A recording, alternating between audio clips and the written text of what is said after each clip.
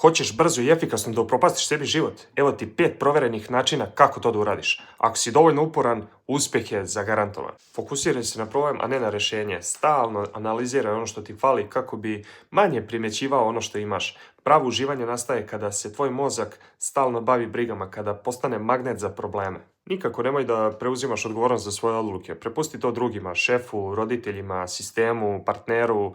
Neka oni odluče gdje da ideš, s kim i koliko vrediš. Tako ćeš zauvijek moći da kažeš nisam ja kriv, takav je život. To je savršen recept za unutrašnji mir, ali onih drugih. Nikako nemoj da učiš. Čitanje knjiga, razmišljanje, analiziranje, to je za štrebere i klince. Ti si realan čovjek, imaš život i obaveze.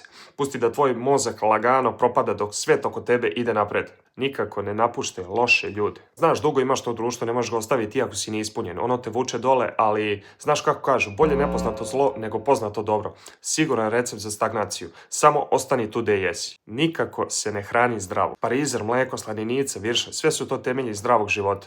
Mahunarki i odlazak na vreme na spavanje, ma to je za neke tamo zaostale i vjernike. Ko još ima vremena da se bavi zdravljem? Važno je da se jede s dušom, makar jetra crkavalo. Ako si dovde slušao i znaš da je ovo ironija, zaviri u link u opisu profila gdje sam napravio besplatan priručnik od 5 koraka za totalnu transformaciju. Totalno pojednostavljeno za one od 7 i od 77 godina, što bi se rekao. Zaprati ako hoćeš da rastemo zajedno, ali stvarno.